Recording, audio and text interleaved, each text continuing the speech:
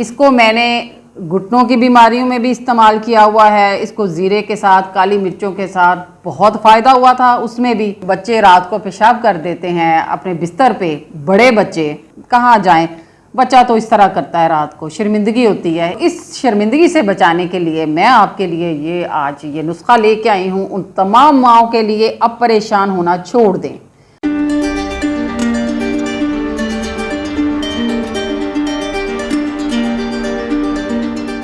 बिस्मिल्लाहिर्रहमानिर्रहीम। अस्सलाम वालेकुम व्यूअर्स, उम्मीद है कि आप ठीक ठाक होंगे, खुशबाश होंगे। हसपाक चैनल में आपको खुश आमदीद।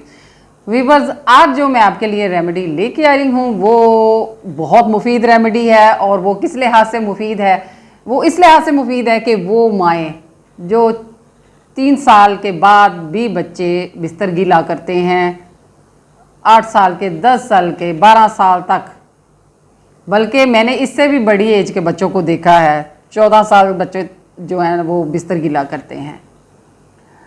ये बहुत बड़ा मसला है माओं के लिए, बहुत परेशान हैं। मैंने 1-2 केसेस इसी तरह देखे हैं, तो मैंने सोचा कि ये तो बहुत बड़ा मसला है माओं के लिए, जो सख्त परेशान है, सख्त वो टेंशन में आ जाती हैं कि हम क्या करें, कि किस तरह ये बच्चे को आराम आए और बच्चा जो रात के वक्त बिस्तर गीला करता है वो ना करे। उसके लिए जो मैं ये रेमेडी लेके आई हूँ वो इसी सिलसिले में लेके आई हूँ कि जो चंद चीज़ें हैं वो मैं आपको बताऊँ कि ये आप बच्चों को दें। इंशाअल्लाह ताला बच्चे जो हैं आपके वो बिस्तर गीला करना छोड़ देंगे रात के वक्त। कोशिश किया करें कि बच्चों को रात को जब वो सोने वाले हों तो उनको कोई लिक्विड ना दिया करें, जैसे कोल्ड ड्रिंक हो गई या दूध हो गया या कोई भी पानी, कुछ भी, मतलब कोई लिक्विड चीज़ जो बच्चे रात को बिस्तर गीला करते हैं उन्हें रात में कुछ भी ना दिया करें। एक चीज़ जो है मैं आपको बार बार कहती हूँ कि जो होता है कि दिमाग को मैसेज देना, आपने बच्चे को कहना है कि वो रात को बार बार 5 से 7 दफ़ा कहे कि मैंने उठना है, उठ के वॉशरूम में जाना है, मैंने उठना है, उठ के वॉशरूम में जाना है। ये एक आप समझ लें कि बच्चे की नफसियाती तौर पे इस तरह के अल्फाज कहने से वो वाकई उठेगा रात को 5 से 7 दफ़ा। जब वो बार बार अपने से ये बात करेगा कि मैंने उठना है, वॉशरूम में जाना है, मैंने उठना है, वॉशरूम में जाना है, तो वो आप ये आजमा के देख लें। और उसके साथ इलाज क्या है उसकी तरफ चलते हैं। उसमें व्यूअर्स आपने हरमल के बीज लेने हैं, ये आप ले लें 50। इसको हालून के बीज भी कहते हैं, इसको हरमल भी कहते हैं। इसके बेशुमार फ़ायदे हैं।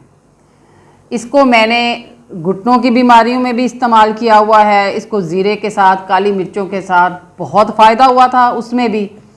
अब ये बच्चों के जो बच्चे रात को पेशाब कर देते हैं अपने बिस्तर पे, बड़े बच्चे, 10 साल के बच्चे, 11 साल के बच्चे, माओं के लिए सख्त टेंशन, सख्त परेशानी, वो शर्मिंदगी से कहीं जाती भी नहीं है रहने के लिए कि क्या करें, क्या कहाँ जाएं, बच्चा तो इस तरह करता है, रात को शर्मिंदगी होती है। इसलिए इस परेशानी और इस शर्मिंदगी से बचाने के लिए मैं आपके लिए ये आज ये नुस्खा लेके आई हूँ उन तमाम माओं के लिए, अब परेशान होना छोड़ दें। आप ये नुस्खा इस्तेमाल करें। उसमें ये आपने हरमल के बीज लेने हैं, ये कुछ इस तरह के होते हैं।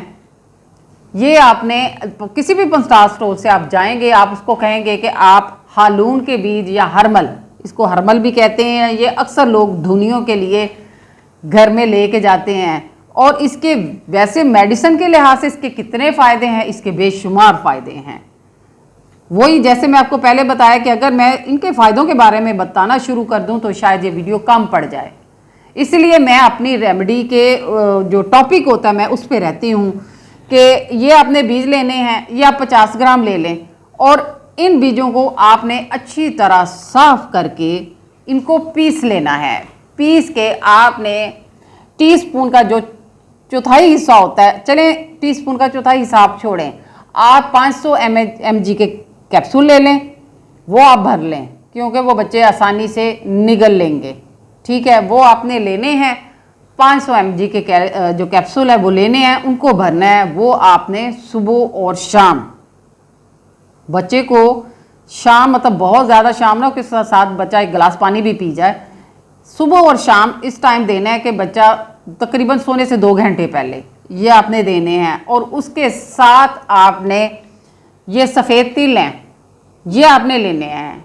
इसके आपने गुड़ के साथ आप आधा किलो तिल ले लें, 500 ग्राम तिल ले लें, उसके साथ आप 1 पाव गुड़ ले लें, 1 पाव गुड़ 250 ग्राम आप गुड़ ले लें, उसका आप शीरा बना लें। शीरा बनाने के बाद आपने ये आधा किलो तिल उसमें डाल देने हैं। 2 टेबलस्पून आप उसमें देसी घी का शामिल कर लें। और उसके अब इन तिलों को जो आपने इस शीरे में डालेंगे, इसके छोटे छोटे लड्डू बना लें, छोटे छोटे लड्डू, जो कि आप समझ लें कि 1 टेबलस्पून में जितना एक लड्डू बन जाता है, वो एक लड्डू बना लें। ये ज़रूरी नहीं कि ये जब बच्चे पेशाब करते हैं ये उनके लिए ज़रूरी है, ये कैल्शियम का ख़जाना है।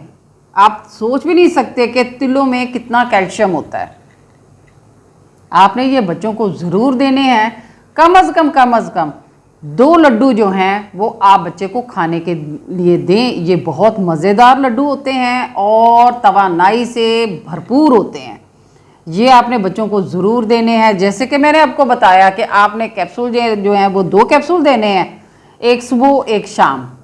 और इस जो लड्डू हैं ये आप किसी भी टाइम बच्चों को 2 लड्डू रोज़ के दें, किसी भी टाइम दें, ये बच्चे खाएं, इसको एंजॉय भी करेंगे। ये आप भी खा सकते हैं, ये कोई भी खा सकता है, ये बहुत मज़े के लड्डू बनते हैं। ये आप बच्चों को ज़रूर दें। इंशाल्लाह वीवर्स, बच्चे मुकम्मल सेहतयाब हो जाएंगे। और जैसे कि मैंने आपको बताया कि जो नफ्सियाती तौर पे जो आप बच्चों को ये बात करें उनके साथ कि वो 5 से 7 दफ़ा अपने साथ बात करें, तो इंशाअल्लाह ताला ये आप करके देख लें और ये इलाज उसके साथ करें। इंशाअल्लाह ताला आज के बाद जैसे ही आप इस इलाज को शुरू करेंगी, उससे तकरीबन 15-20 दिन बाद आहिस्ता आहिस्ता वक्फे के साथ, ये नहीं मैं कहती कि बिल्कुल वो स्टॉप हो जाएगा, बिल्कुल बच्चे छोड़ देंगे, करेंगे, लेकिन वक्फा आना शुरू हो जाएगा। वक्फे के बाद इंशाल्लाह बच्चे मुकम्मल जो है बिस्तर गीला करना छोड़ देंगे और अपने टाइम पे वॉशरूम जाएंगे। ठीक है मेरी व्यूअर्स, मेरी इस रेमेडी को आपने इस्तेमाल ज़रूर करना है। मुझे दुआओं में याद रखें। इंशाल्लाह नई और अच्छी वीडियो के साथ फिर हाजिर होंगी। बहुत मुफीद वीडियोस बच्चों के सिलसिले में, बड़ों के सिलसिले में मेरी वीडियोस को आप ज़रूर देखा करें, वॉच किया करें, लाइक किया करें और सब्सक्राइब किया करें, ताकि मेरी हौसला अफजाई हो और मैं नई से नई और अच्छी वीडियो लेके आऊँ। खुदा हाफिज़।